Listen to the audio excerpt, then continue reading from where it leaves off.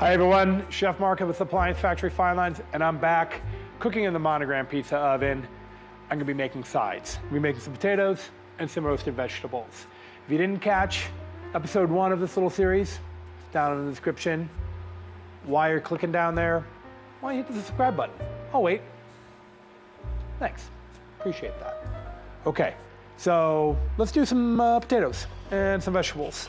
Okay, so I got these little red potatoes. I like to cut these in half. Hot dog, not hamburger, gives it a little bit more surface area.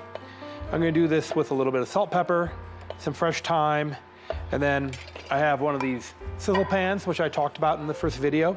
And I'm not gonna preheat the sizzle pan. I'm gonna actually set the potatoes on the pan cold before I put this into the oven. The idea being that I don't want this to cook too quickly. But I find that the potatoes actually will cook in just a few minutes, faster than I really anticipated the first time I did this. I was thinking, oh, they take 45 minutes to an hour in a standard oven, so I better kind of time it out for that. And I find they cook in about half that time. So let's see if that holds true today. I've got some fresh thyme. I'm just gonna zip that off the stem, get rid of some of the woodiness there. I'm just gonna keep this nice and simple.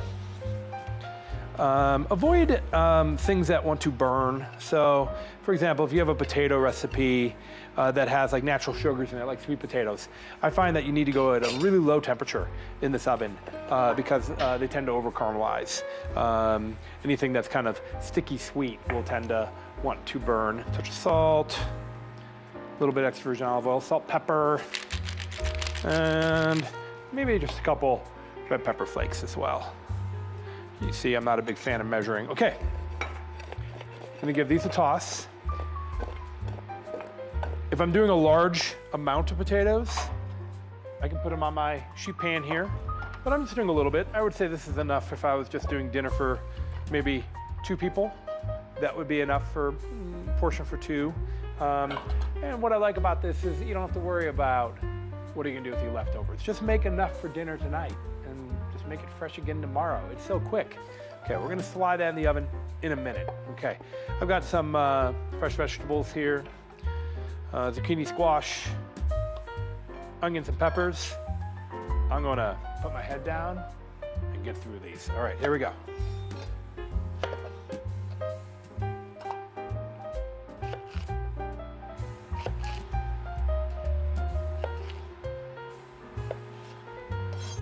Got a little pro tip here. I'm gonna be roasting these vegetables, zucchini and squash. Go ahead and pull the seeds out like this. What that does is it eliminates a lot of the moisture that wants to come out of your zucchini and squash, keeping your vegetables dry, which is nicer. You don't get like a puddle of water at the bottom before we chop this up. All right.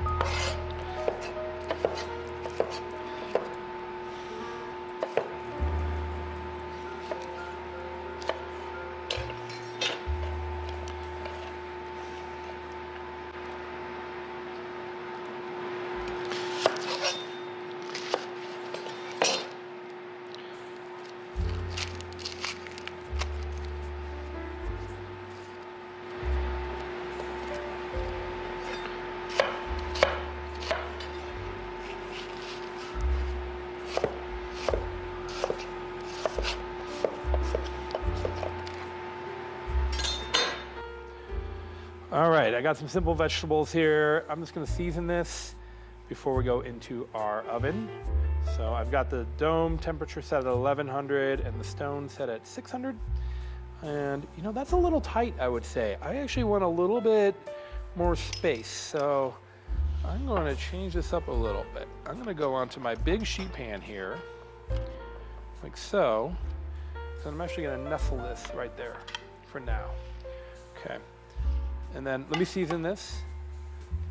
A lot of times I like to do this with some dry oregano, extra virgin olive oil, salt and pepper, and maybe some garlic. Garlic's always nice. Okay. Yeah, lovely. Okay. All right, let's head over to the oven, get this in there. Okay, let's check this out. So the sheet pan fits both widthwise and lengthwise, which I love. I think that's fantastic. But it doesn't quite fit both the sizzle pan and the sheet pan separately. But what I like about this is that I can control the cook of each one independently. The vegetables are gonna cook faster than the potatoes. Okay, so how much time is this gonna take?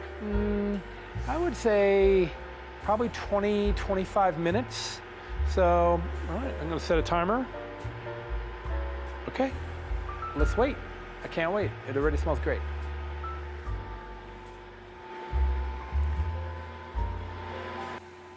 I can hear my food sizzling in the Monogram pizza oven. It's been 10 minutes. Let's go check on our food.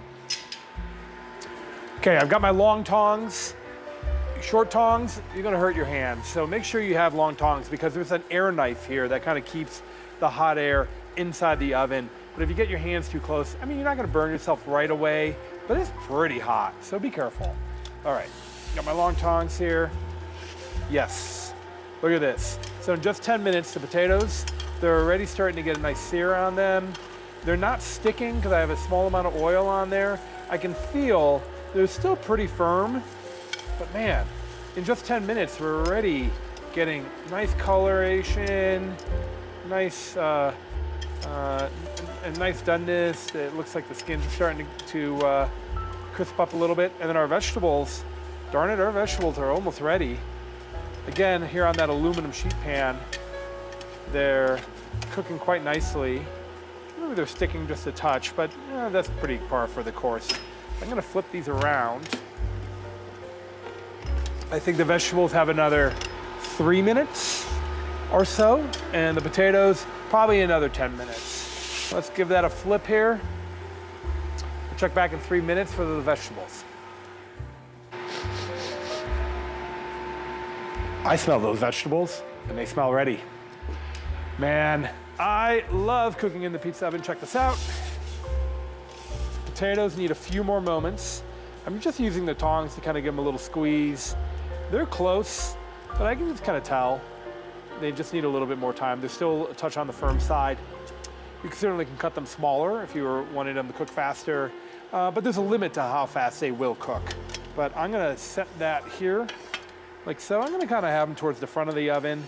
You will find that the front of the oven is cooler than the back of the oven. That's by design. That's how a pizza oven works, and it's how you can kind of control things like doneness and browning. Okay, there's our vegetables, and these look fantastic. I'm really happy with that. I would even wager a bet here that we could have cooked them maybe a little less. I don't think they're overcooked, but one of the tricks I'm gonna do here to kind of add some more flavor and cool them off a bit is I'm just gonna hit them with a little bit of lemon zest. I wanna add that lemon zest at the end because I don't want the heat from the oven to kill that lemon flavor. Oh, those look fantastic, okay? Maybe just a pinch more salt. I'd like to add a little bit of salt at the end of the cooking as well. Okay, that looks nice. Great. Just a pinch of salt. I'm gonna let these cool off while we're waiting for our potatoes. Oh, got a timer set for 9 minutes. Stay tuned.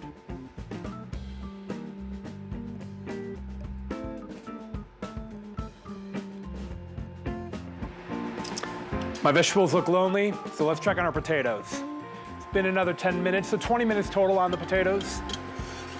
Yes, lovely. I can tell here, see how we have that kind of souffling, that bubbling going on? That's perfect. That's exactly what you want.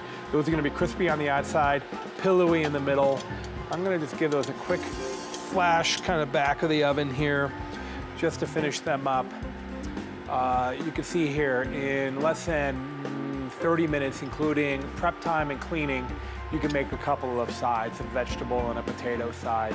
So it's really a quick way to make fresh food right away. I would avoid putting things like potatoes directly on the base of your stone. I would reserve that for things like pizza dough. You can clean it very well with that wire brush that I mentioned in video 1, but these pans really do the trick. Okay, let's take a look here. Oh, those are great. I'm gonna cut into one so we can see just how great they are. Careful, that's hot. Okay. All right, oh, I'm gonna find that perfect one, that one. That's the perfect one right there. Okay, let's cut into that and see how it looks. Yeah, you can see there. Crunchy on the outside, nice and pillowy, soft on the inside. That's really great. I'm really happy with those. I find that the red potatoes with the skin on them seem to work the best. I've tried a couple different kinds of potatoes. I wouldn't necessarily use this for like a baked potato. There's too much direct heat. So things like a hash style potato with the potatoes, smaller potatoes, or even the bigger reds that are cut into a smaller shape, really work the best. So here's a couple of sides, the vegetable on the starch side. I've roasted broccoli, I've roasted asparagus. There's even some pre-settings on the oven for some of these recipes, but I tend to just kind of set it on the same temperature and kind of trust my senses and the timing to get the most out of it for dishes like this. So thanks for tuning in, everyone. Stay tuned. I got another video coming where we're going to be doing some proteins as well. And if you missed video number 1, where I review some of the tips and tricks of the oven, make sure you click on that, link in the description. As always, thanks for tuning in.